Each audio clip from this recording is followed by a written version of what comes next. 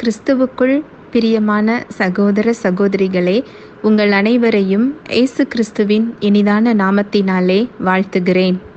தேவனுடைய வார்த்தை சொல்லுகிறது, சத்தியத்தையும் அறிவீர்கள், சத்தியம் உங்களை விடுதலையாக்கும் என்று சொல்லுகிறது. இன்றைய சிந்தனைக்கு எடுத்துக்கொண்ட வேத வசனம் ரோமர் 5வது அதிகாரம் 1வது வசனம். இவ்விதமாக நாம் விசுவாசத்தினாலே நீதிமான்களாக்கப்பட்டிருக்கிறபடியால் நம்முடைய கர்த்தராகிய இயேசு கிறிஸ்துவின் மூலமாய் தேவனிடத்தில் சமாதானம் பெற்றிருக்கிறோம். தேவனிடத்துல சமாதானத்தை நம்ம எப்படி தேடுகிறோம்? நீங்க கிருபையின் மூலமாக தேடினா மட்டும்தான் அந்த சமாதானத்துல நீங்க என்ன செய்ய முடியும்? நிற்க முடியும். உங்க பலத்துல நீங்க தேடுனீங்கன்னு சொன்னா அந்த சமாதானத்தை நீங்க என்ன செய்ய முடியாது? பெற முடியாது. அந்த வசனத்தை மறுபடி வாசிக்கலாம். இவ்விதமாக நாம் விசுவாசத்தினாலே நீதிமான்களாக்கப்பட்டிருக்கிறபடியால் நம்முடைய கர்த்தராகிய இயேசு கிறிஸ்து மூலமாய் தேவனிடத்தில் சமாதானம் பெற்றிருக்கிறோம். எவ்விதமாக நாம் விசுவாசத்தினாலே நீதிமான்களாக்கப்பட்டிருக்கிறபடியால் நம்முடைய கர்த்தராகிய இயேசு கிறிஸ்து மூலமாய் தேவனிடத்தில் சமாதானம் பெற்றிருக்கிறோம்.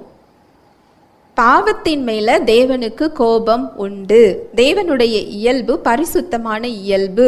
அவர் எப்படி அன்புள்ளவரோ அது போல அவர் ஒரு நீதியுள்ள தேவன். அந்த பாவத்துக்கு ஒரு தண்டனையை அவருடைய இயல்பு கேட்கதான் செய்யும். ஆனா இந்த தண்டனையை அவர் நமக்கு கொடுக்க விரும்பாமல் அங்க அவர் மனிதனாக இறங்கி வந்து அங்க கிறிஸ்து மேல அது என்ன செய்யப்படுகிறது? சுமத்தப்படுகிறது. அவர் பாவத்தை போகட்டும்னு சொல்லி காம்ப்ரமைஸ் பண்ணிக்கல, அதை விட்டு கொடுக்கல. அவர் அதுக்கு என்ன தண்டனையோ அதை சட்டப்படி அதை அவரை எதிர்கொள்ளுகிறார். ஆவிக்குரிய சட்டம் என்ன சொல்லுதோ அதன்படி அந்த பாவத்தை அவர் அங்க என்ன செய்கிறார்? சரி செய்கிறார். அதற்கான தண்டனையை, அதற்கான ஆக்கினையை அங்கு கிறிஸ்து மீது அங்க என்ன செய்யப்படுகிறது? சுமத்தப்படுகிறது. இதை யாரு விசுவாசிக்கிறாங்களோ அவங்க தேவனிடத்துல அந்த உறவை என்ன செய்து கொள்ள முடியும்? பெற்றுக்கொள்ள முடியும். தேவனிடத்துல சமாதானத்தை நம்ம இயேசு கிறிஸ்து மூலமா தான் என்ன செய்ய முடியும்? பெற முடியும். மறுபடி வாசிக்கலாம். இவ்விதமாக நாம் விசுவாசத்தினாலே நீதிமான்களாக்கப்பட்டிருக்கிறபடியால் நம்முடைய கர்த்தராகிய இயேசு கிறிஸ்து மூலமாய் தேவனிடத்தில் சமாதானம் பெற்றிருக்கிறோம். இன்னொரு விதமா உங்களுக்கு எளிமையா நான் சொல்லி கொடுக்குறேன். ஒரு புலி மாமிசம் சாப்பிடுது. நான் ஏற்கனவே இந்த உதாரணத்தை நான் சொல்லுவேன். அது புல்லை சாப்பிடணும் அப்படின்னா அதை பட்டினி போட்டு அதை பயிற்சி கொடுத்தா அது புல்லை சாப்பிடுமா? அது புல்லை சாப்பிட்றதுக்கு அதை என்ன செய்யணும்? அதை நீங்கள் எத்தனை நாள் பட்னி போட்டாலும் அது பட்னியோடு அது சாகுமே தவிர அது புல்லை என்ன செய்யாது? சாப்பிடாது. அது புல்லை சாப்பிடணும்னா அது என்ன செய்யப்படணும்? அது அதோட இயல்பு மாற்றப்பட வேண்டும். நம்ம எல்லோருமே ஆவியில் மரித்த நிலைமையில் நாம் இருந்தோம். அங்கு தேவனுடைய சாயலில் படைக்கப்பட்டிருந்த மனிதன் எப்பொழுது அது ஒரு கனி நீங்க நினைக்கிறீங்க, அது ஒரு பாவம். அந்த பாவத்தை அவர் உட்கொள்ளும் போது அந்த ஆவி என்ன செய்கிறது? அங்கு பாவ இயல்பை பெற்றுக்கொள்ளுகிறது. மனிதன் தேவனிடமிருந்து பிரிந்து விட்டார். அந்த மனுஷன் மூலமா உலகத்துக்குள்ள வந்த எல்லா மனிதர்களும் எப்படிதான் இருந்தாங்க? பாவ இயல்புல தான் இருந்தாங்க. பாவம் உள்ள மனுஷனால பரிசுத்தமுள்ள தேவன் பக்கத்துல என்ன செய்ய முடியாது? போக முடியாது. அதனாலதான் பழைய ஏற்பாட்டு காலத்துல தேவனுடைய மகிமை உடன்படிக்கை பெட்டியிலையும் எருசலேம் தேவாலயத்திலையும் இருந்தது. இப்போ ஏன் அந்த மகிமை நமக்குள்ள இருக்குது? ஏன்னா அந்த பாவத்தை அங்கு இயேசு கிறிஸ்து சுமந்து கொண்டு அவருடைய இயல்பை நமக்கு கொடுத்திருக்கிறார். ஹல்லேலூயா, பிரைஸ் தி லார்ட். அந்த பாவ இயல்பை போக்குறதுக்கு நம்ம என்ன செயலை செஞ்சா அந்த பாவ இயல்பு போகும்? அந்த புலியோட இயல்பு மாறுறதுக்கு அதை நம்ம என்ன செய்ய முடியும்? அது பிறக்கும் போதே புல்லு சாப்பிட்ற இயல்போடு அதை என்ன செய்யணும்? பிறக்கணும். அதை தான் அதை செய்ய முடியும். அது போல நம்ம பாவ இயல்பு நம்ம செயல்களில் அது என்ன செய்யாது? மாறாது. அது இயேசு கிறிஸ்துவின் ரத்தம் தான் அதுக்கான ஒரு தீர்வை என்ன செஞ்சிருக்கிறது? கொடுத்திருக்கிறது. இந்த செயலை நான் என்ன செயல் செஞ்சும் என் இயல்பை நான் என்ன செய்ய முடியாது? மாற்ற முடியாது. அது அவருடைய ரத்தம் என்னை கழுவி என்னை சுத்திகரித்து எனக்கு புதிய ஒரு இயல்பு அது என்ன செஞ்சிருக்கு? கொடுத்திருக்கிறது. இதை விசுவாசிக்கும் போதுதான் நம்ம அந்த சமாதானத்துக்குள்ள என்ன செய்வோம்? போவோம். எனக்கு எப்படி ரட்சிப்பு கிடைச்சிருக்கு? எனக்குள்ள என்ன மாற்றம் நிகழ்ந்திருக்கு? இயேசு கிறிஸ்து எனக்கு என்ன செய்திருக்கிறார்? இதை நீங்க விசுவாசிக்கும் போதுதான் அந்த புதிய இயல்பை நீங்க என்ன செஞ்சிருக்கிறீங்க? பெற்றிருக்கிறீங்க. அந்த புதிய இயல்பை நான் விசுவாசிச்சு பெற்றுக்கிட்டு அந்த ரட்சிப்பை நான் விசுவாசத்துல நான் பெற்றுக்கொண்டு அடுத்து தேவனுடைய உறவை என் செயல்களை நான் சம்பாதிக்க முடியுமா?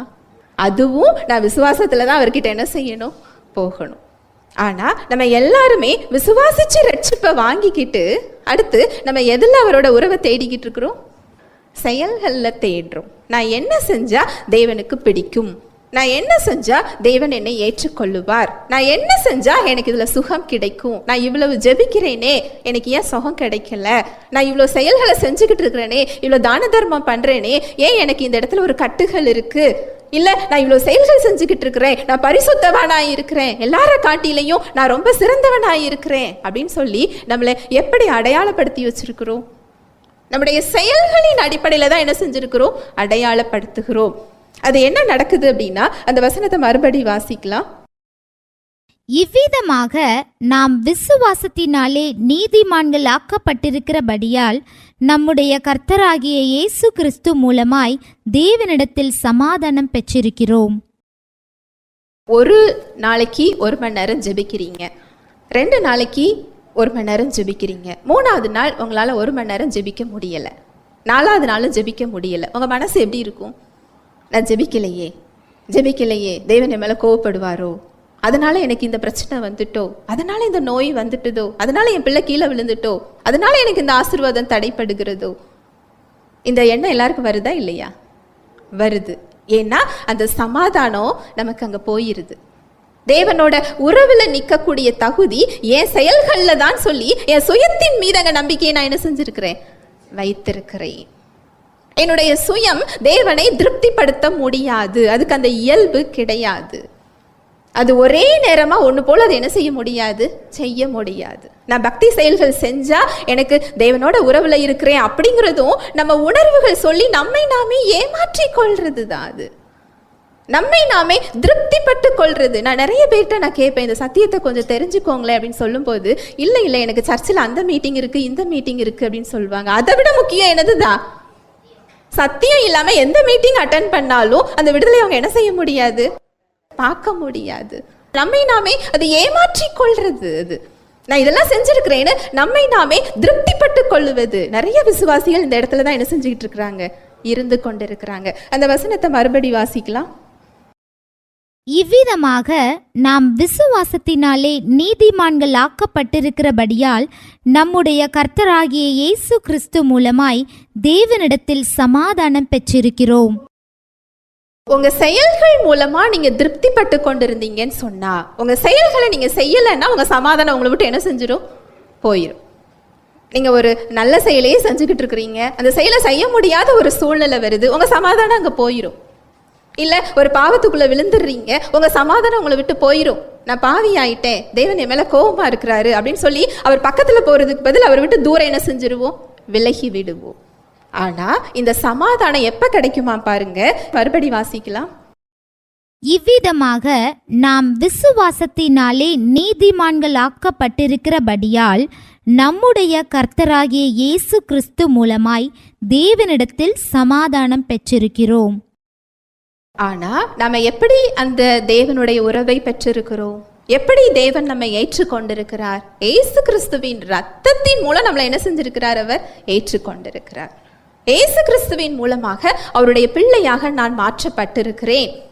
இதை நான் விசுவாசிக்கும் பொழுது எனக்கு அங்க சமாதானம் வந்துடும். நான் ஜெபிக்கிறதுனால இல்லை, நான் செய்கிற நல்ல செயல்கள்னால இல்லை. நான் மறுபடி நான் சொல்கிறேன், நீங்கள் ஜெபிக்கிறது தவறு கிடையாது, நீங்கள் செய்கிற நல்ல செயல்களும் தவறு கிடையாது. ஆனால் நம்ம நம்பிக்கையை அதில் வைக்கிறது தான் என்னது தவறு. நான் ஜெபிக்கலையே, நான் இன்னும் இந்த செயலெல்லாம் செய்யலையே, இல்லை நான் இத்தனை நாள் நான் சர்ச்சுக்கு போகலையே, இல்லை நான் இந்த மீட்டிங்கை நான் அட்டன் பண்ணலையே, இல்லை நான் இந்த தான தர்மம் நான் பண்ணலையே, இதன் அடிப்படையில் இருந்தால் நமக்கு அது செயலாட்டி சமாதானம் என்ன செஞ்சிடும், போயிடும். ஆனால் இயேசு கிறிஸ்துவின் ரத்தம் என்னை கழுவி இருக்கிறது, என்னை நீதிமானாக்கி இருக்கிறது. அவர் என் பாவத்தை எண்ணுவதில்லை, என் அக்கிரமத்தை அவர் நினைவு கூறுவது இல்லை. அவருடைய பிள்ளையாக நான் மாற்றப்பட்டிருக்கிறேன். அவர் என்னை நேசித்து கொண்டிருக்கிறார். அவர் என்னை விட்டு விலகுவதும் இல்லை, என்னை கைவிடுவதும் இல்லை. அவர் என்னை நீதிமானாக பார்க்கிறார். இது நீங்க தெரிஞ்சதுன்னா ஒரு நேரம் தவறுனா கூட அந்த அன்புல ஓடி போய் அவர்கிட்ட என்ன செஞ்சுக்குவீங்க, ஒட்டி கொள்ளுவோம். இதுதான் இந்த வசனம் சொல்லுது. ஏன் நம்ம சமாதானம் இழந்து இருக்கிறோம் அப்படின்னா, நம்ம செயல்கள் மேல நம்ம நம்பிக்கை வைத்தவரோட உறவுக்குள்ள என்ன செஞ்சுக்கிட்டு இருக்கிறோம், போய் கொண்டிருக்கிறோம். இயேசு கிறிஸ்துவின் மீது நம்பிக்கை வச்சு அந்த உறவுக்குள்ள என்ன செய்யல, போகல. இயேசு கிறிஸ்து எனக்கு என்ன கொடுத்திருக்கிறாரோ அதை விசுவாசித்து அந்த உறவுக்குள்ள என்ன செய்யல, போகல. நான் இதெல்லாம் செஞ்சா தேவன் என்னை ஏற்றுக்கொள்ளுவார், இதெல்லாம் செய்யலைன்னா தேவன் என் மீது கோபமாக இருக்கிறார். நம்பிக்கை எதுல வருது? நம்ம மேல என்ன செஞ்சுக்கிட்டு இருக்கு, வருகிறது. ஹல்லேலூயா, பிரைஸ் தி லார்ட். பரிசுத்த ஆவியானவர் தாமே இந்த வார்த்தைகளின் மூலமாக நம் அனைவரோடும் கூட இடைப்பட்டார் என்பதை விசுவாசிக்கிறேன். தேவனுடைய வார்த்தையின்படி செயல்படுவதற்கு இன்று நாம் தீர்மானம் எடுப்போம். தேவனுடைய கிருபையும் சமாதானமும் நம் அனைவரோடும் கூட இருப்பதாக. ஆமென்.